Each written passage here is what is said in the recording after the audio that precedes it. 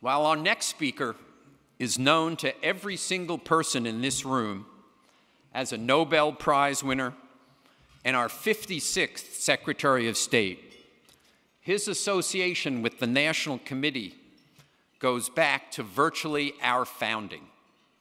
During the days of ping-pong diplomacy and the early years of the relationship, he very graciously met with all the groups we brought to the White House. In the years following, he regularly raised our program requests with Joanne Lai during his annual meetings with the Premier. He was the honoree at the National Committee's first gala in 1986, and he has spoken for us more times than we can count, and continues to do that tonight. It is my pleasure to welcome the National Committee's Executive Vice Chairman, Dr. Henry A. Kissinger.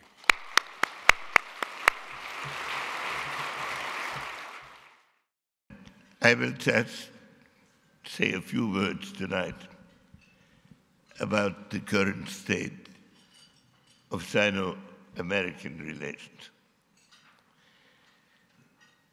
When we started this relationship, it was a strategic relationship.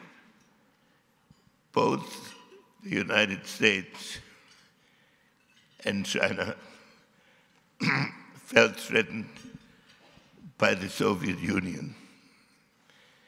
And we agreed to work together in order to overcome this danger.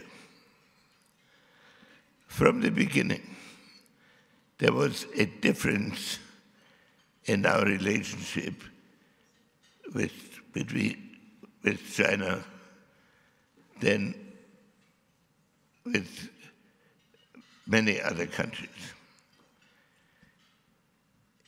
It is not easy for Americans to work on a long-term relationship with China. We are very pragmatic.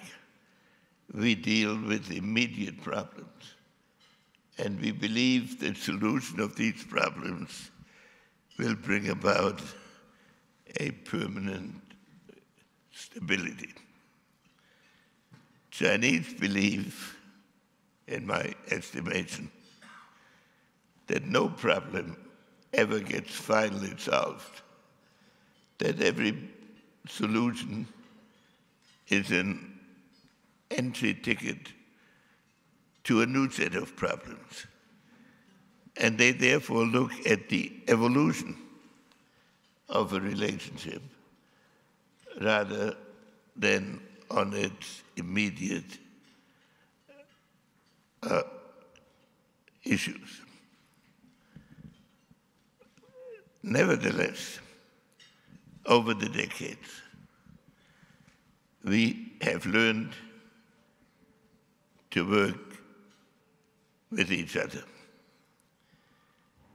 And over the decades, a cooperative relationship has developed.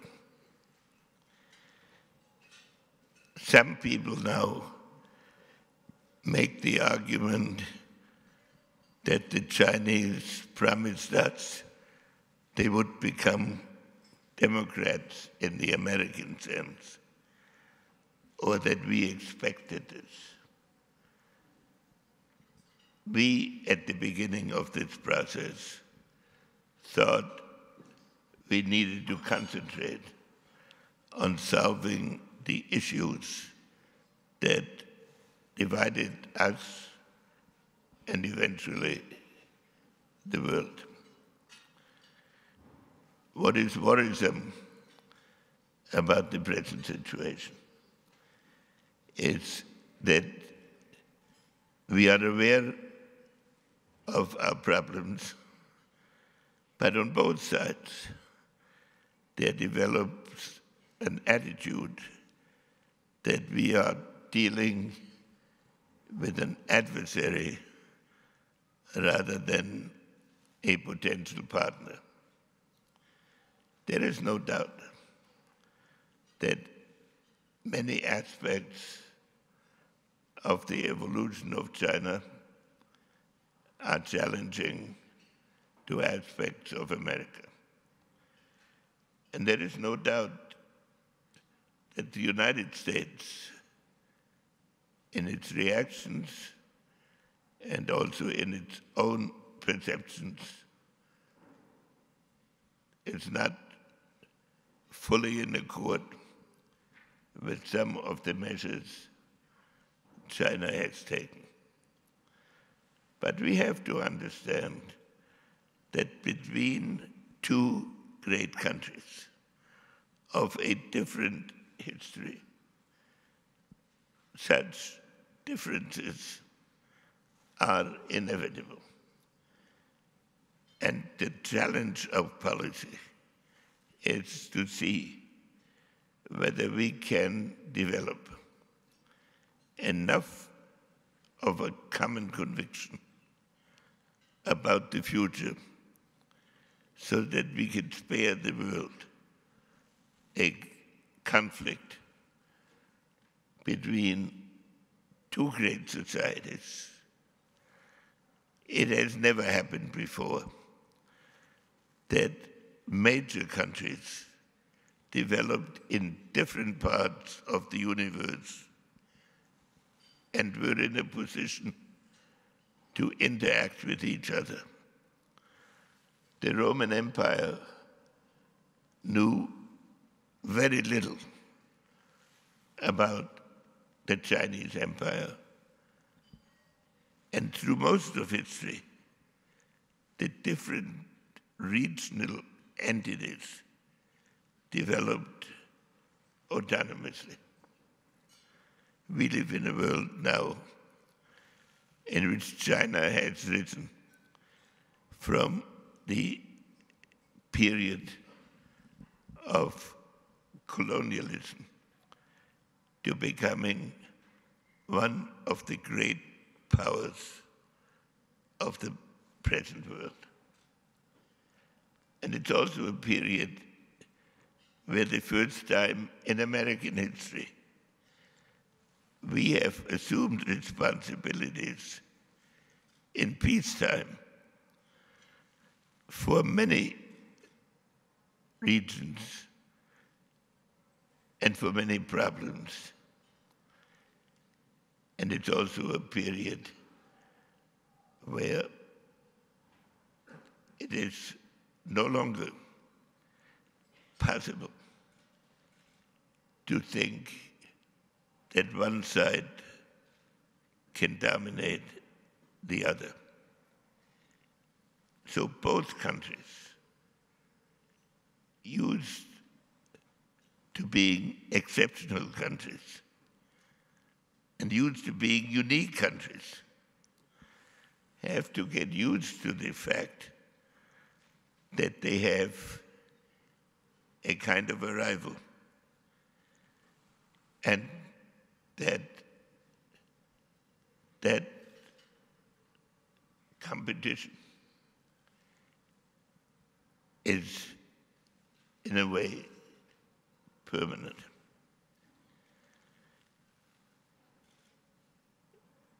Modern economics and modern technology link the world into one system. And when two great countries encounter each other in this manner, it is inevitable that on many issues there may not be a complete agreement. But what is imperative is that both countries understand that a permanent conflict between them cannot be won, and there will be a catastrophic outcome if it leads to permanent conflict. Anyone who studies the evolution of current technology knows that we are at the beginning of a period in which there are applications of technology which will change our very conception of the nature of reality and of the impact of science on human life. If China and the United States deal with that issue as a confrontation with the notion that one side can achieve a permanent victory over the other, the result will be worse than the World War wars that ruined European civilization.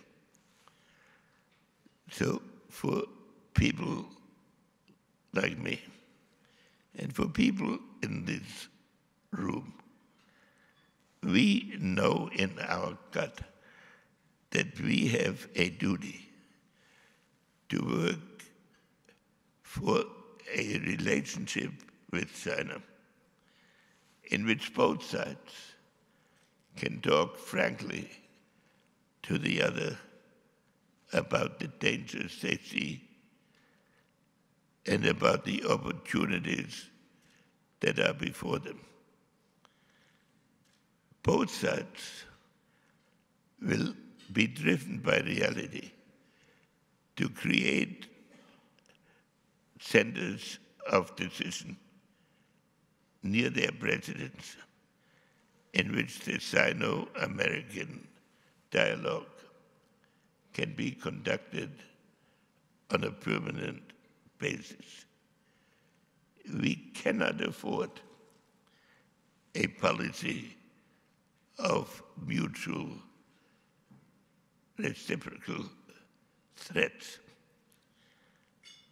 And we have before us an obligation to develop some common conception of the evolution of the world.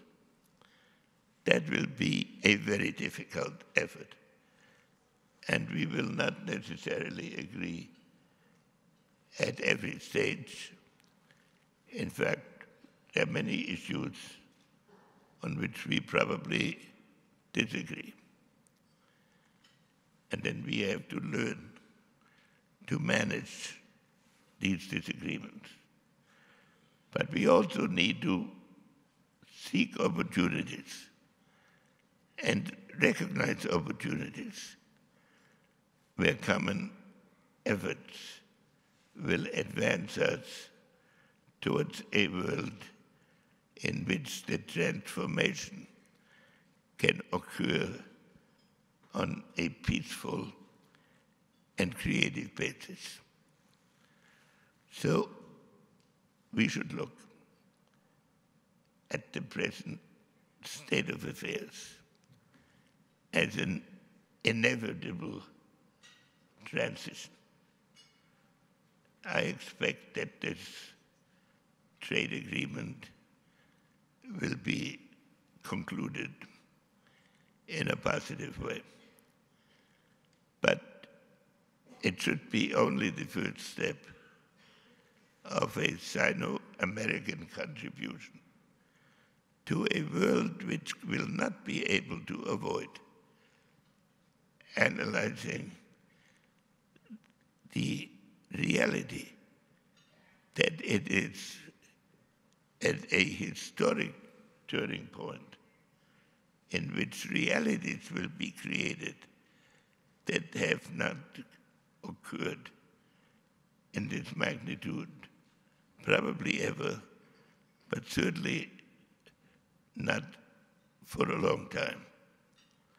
So I am confident and hopeful that we will overcome these present tensions.